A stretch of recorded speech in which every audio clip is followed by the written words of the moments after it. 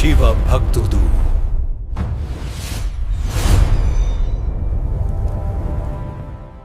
ఓం నమ శివాయ.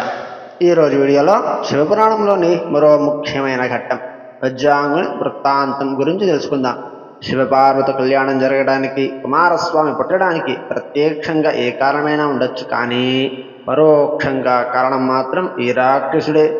దేవతల చేతిలో తన సంతానం నాశనం అవుతుంటే తట్టుకోలేని దితీదేవి కశ్యప ప్రజాపతిని వేడుకోగా పుట్టినవాడే వజ్రాంగుడు. వజ్రం వంటి శరీరం కలవాడు. అయితే మిగతా రాక్షసులలా కాకుండా ఈ వజ్రాంగుడు పుడుతూనే తపస్సు చేయడానికి వెళ్ళాడు. బ్రహ్మదేవుని కోసం వజ్రాంగుడు చేసిన తపస్సు ఎలా సాగింది? బ్రహ్మ ప్రత్యక్షమైతే నాకు రాక్షస బుద్ధి వద్దు, సాత్విక గుణం కావాలి అని వజ్రాంగుడు ఎందుకు కోరుకున్నాడు? అంత మంచివాడైన వజ్రాంగుడికి లోకకంటకుడైన తారకాసుడు కొడుకుగా ఎందుకు పుట్టవలసి వచ్చింది? ఇంద్రుడు చేసిన తప్పు ఏమిటి అనే విషయాలను ఈ వీడియోలో వివరించాను. తెలుసుకుందామా మరి? వాగర్థాపివ సంపృత్తౌ వాగర్థ ప్రతిపత్తయే జగతః పితరౌ వందే పార్వతీ పరమేశ్వరౌ. పరమేశ్వర స్వరూపమైన శ్రీ శివమహాపురాణ పఠనముకు నమస్కారము. ఇక ఈ వీడియోలో వజ్రాంగుడ వృత్తాంతం అనే ఘట్టం గురించి తెలుసుకుందాం. పిల్లారా, బ్రహ్మమానసపుత్రుడు మరీచి, అతని కుమారుడు కశ్యపుడు. ఆ కశ్యపుడు దక్షుని యొక్క 13 మంది కుమార్తెలను వివాహమాడాడు. వారిలో దితి పెద్ద భార్య. ఆమెకు 2 కుమారులు ఉన్నారు. పెద్దవాడు హిరణ్యకశిపుడు, రెండోవాడు హిరణ్యాక్షుడు. దేవతలకు మిక్కిల దుఃఖాన్ని కలిగించిన ఆ ఇద్దరు రాక్షసులని శ్రీ మహావిష్ణువు వరుసగా వరాహ, నృసింహ అవతారాలు ధరించి సంహరించాడు. దాంతో దేవతలు భయరహితులయ్యే సుఖంగా ఉన్నారు, అనగా భయం పోయి సుఖంగా ఉంటున్నారు. పుత్ర దుఃఖంతో ఇది కాశ్యపుడిని శరణు వేడింది. భక్తి శ్రద్ధలతో మళ్ళీ కాశ్యపుడిని సేవిస్తోంది. మహాదీక్షతో సేవ చేసినందువలన ఇది గర్భవతి అయినది. ఆ విషయం తెలిసింది మహేంద్రుడికి. ఆ గర్భంలోని దోషాన్ని ముందుగానే గమనించాడు మహేంద్రుడు. వెంటనే ఆమె గర్భంలోకి ప్రవేశించి తన వజ్రాయుధంతో గర్భంలోని పిండాన్ని అనేక సార్లు నరికాడు. దితి యొక్క వ్రతమహిమ వలన నిద్రపోతున్న ఆమె గర్భము మరణించలేదు కదా. పైగా దైవానుగ్రహం వలన 49 మంది కుమారులు పుట్టారు. వాళ్ళకే మరత్తులు అని పేరు కూడా ఉన్నది. వారంతా దేవతాతత్వమును పొంది స్వర్గానికి వెళ్ళారు. దేవరాజైన ఇంద్రుడు వారిని తనవారిగా చేసుకున్నాడు. దితి తాను చేసిన తప్పుకి పశ్చాత్తాపాన్ని పొందింది. మళ్ళీ భర్త దగ్గరకు వెళ్ళి అనేక విధాలుగా సేవలు చేసింది. మహర్షి ఆమె పట్ల మళ్ళా ప్రసన్నుడయ్యాడు. నువ్వు శుచిగా ఉండి 10,000 సంవత్సరాల బ్రహ్మ గురించి తపస్సు చెయ్యి. నీ వ్రతము సక్రమంగా సంపూర్ణమైతే అప్పుడు నీకు కుమారుడు పుడతాడు అన్నాడు కశ్యపుడు. దితి కశ్యపుడు చెప్పినట్లుగా పరిపూర్ణమైన భక్తి శ్రద్ధలతో భర్తను సేవించింది. భర్త వలన గర్భవతి అయి గొప్ప కుమారుడు ప్రసవించింది. గొప్ప కుమారుడిని ప్రసవించిందిట. అతడి పేరే వజ్రాంగుడు. అతడు దేవతలతో సమానమైన వాడు. పేరుకు తగ్గ శరీరంతో ప్రకాశించేవాడు, అనగా వజ్రంలా ప్రకాశిస్తూ ఉండేవాడు. అతడు గొప్ప పరాక్రమశాలి. పైగా పుట్టిన నాటి నుండి మహాబలశాలి. వజ్రాంగుడు తల్లి ఆజ్ఞ తీసుకొని పుట్టిన వెంటనే ఇంద్రుడు మరికొందరు దేవతలను బలాత్కారముగా తీసుకొచ్చి అనేక విధాలుగా దండించాడు. ఇంద్రాది దేవతలు దుఃఖాన్ని చూసి దితి పరమ ఆనందపడినది. ఇతరుల దేవతలంతా తాము చేసిన పనులకు తగినంత దుఃఖాన్ని కూడా పొందారు. బ్రహ్మదేవుడు దేవతల హితాన్ని చూసుకుంటూ ఉంటాడు కదా. వెంటనే సమాగమనం చేస్తూ వజ్రాంగుని వద్దకు వచ్చి వజ్రాంగుడి బారి నుండి దేవతలను విడిపించి కాపాడాడు కూడా. శివభక్తుడు మిక్కిలి పరమ పవిత్రమైన అంతఃకరణము గల రాగద్వేషాలు లేని ప్రసన్నమైన బుద్ధి గలవాడైన ఆ వజ్రాంగుడు దేవతలను వదిలిపెట్టి ఆదరంతో ప్రేమపూర్వకంగా ఈ విధంగా అన్నాడు. ఇంద్రుడు పరమస్వార్థపరుడైన దుష్టుడు. నా తల్లి యొక్క సంతానాన్ని చంపినవాడు. దీనికి ఈనాడు ఫలితముగా అనుభవించాడు. అతని రాజ్యమును అతడు పాలించుకోవచ్చు. ఓ బ్రహ్మదేవ, ఇదంతా నేను నా తల్లి యొక్క ఆజ్ఞ ప్రకారమే చేశాను.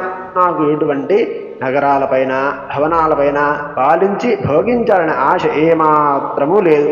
ఓ విధి, నువ్వు వేదవేత్తలలో మొదటి లెక్కింపదగిన వాడివి కదా.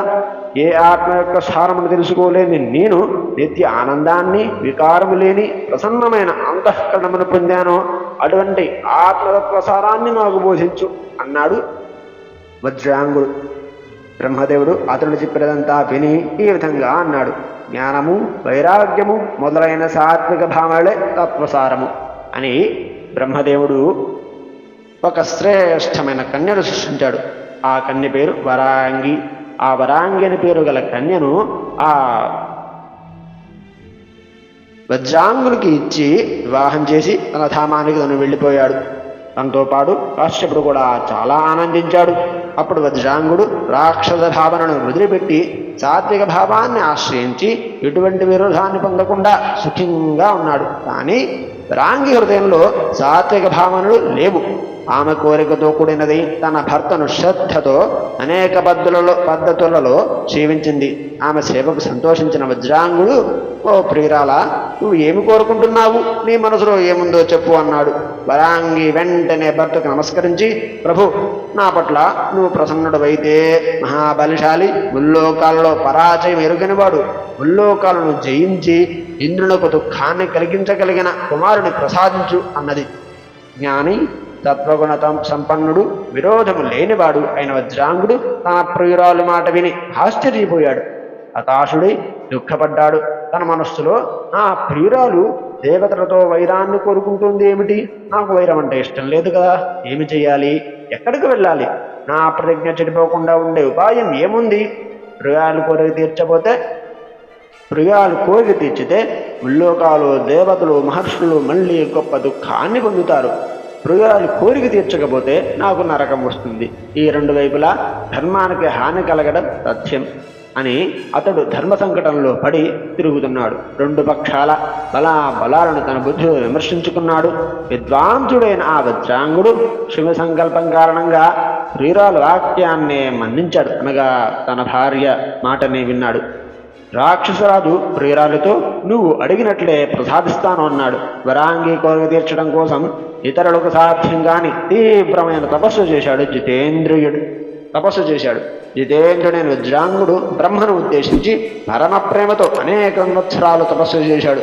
బ్రహ్మ ఆ మహాతపస్సును చూసి అనేక వరాలు ఇవ్వటానికి వెళ్ళాడు.